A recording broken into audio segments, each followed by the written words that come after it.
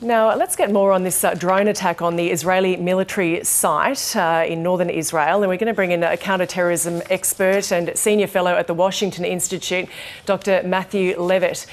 Dr. Levitt, thank you for joining us. Now, Israel's air defence system, the Iron Dome, it usually prevents so many people being hurt and, in this case, killed by drones or missiles.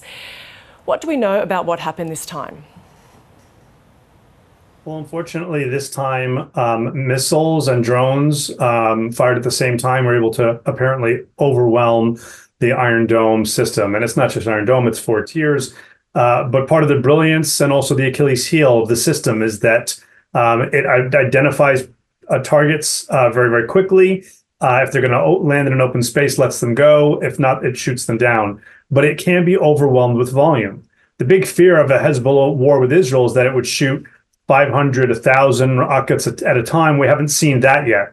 But in this episode, one of these drones got through. Others were shot down with devastating effects.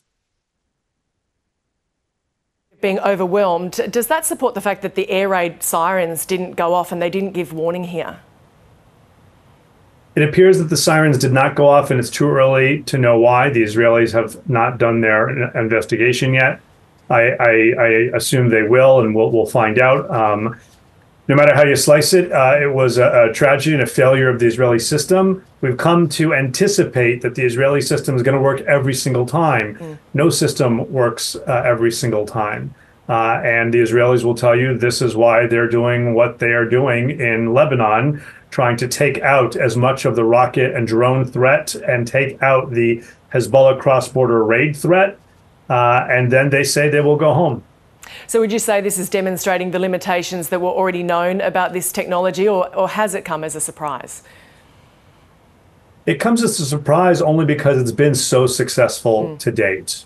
And we've had very, very few instances of cases where something got through and did this much damage. Things have gotten through before, but they've not done this kind of damage. That's what's surprising. And again, I think part of the surprise is that the system has been so successful to date that then now when it failed, it really stands out. It doesn't mean that the system is any weaker today than it was yesterday. And I'm sure the Israelis will figure out what went wrong and tweak some things and make it better. But this is the nature of the threat of a war with Hezbollah, that if it can, it will fire as many rockets as possible.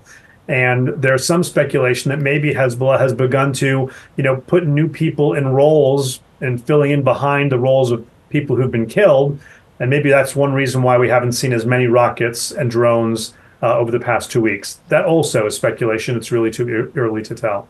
Now, this comes on the same day that the US announced that it would send a new air defence system to Israel. It's going to help bolster its protection against missiles, and it's also going to provide troops that are needed to operate it. So, firstly, can I ask, are these different capabilities to Iron Dome, or just bolstering the defence with a similar system?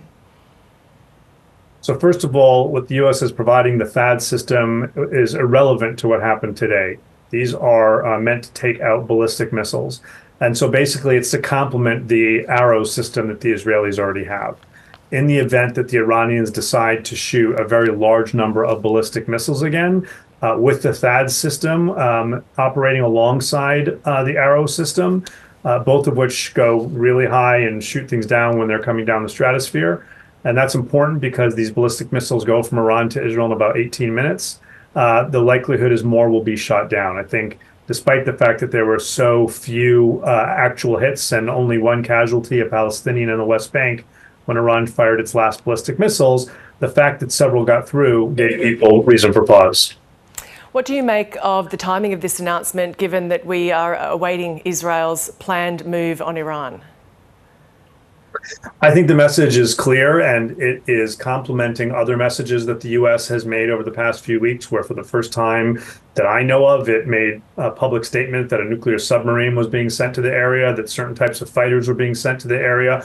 Iran is being told that responding in any serious way to the Israeli response and perpetuating this won't be tolerated. It's notable that what they're sending is a defensive capability.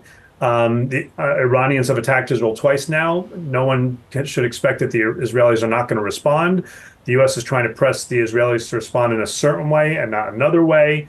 But they're also sending a series of messages to Iran. And one of those is that the United States will help Israel defend itself from Iranian ballistic missiles. And what does it tell us about Israel's reliance on the United States? It tells us that Israel and the United States, for all that's gone on in the past year, still have a very strong relationship. And I think that while there's lots of things that will change in whatever the next administration is here, this particular bit of it is not going to change. Allies have disagreements, that's natural. But when it comes to the basics of Israel being able to defend itself, the United States is going to continue to be by Israel's side.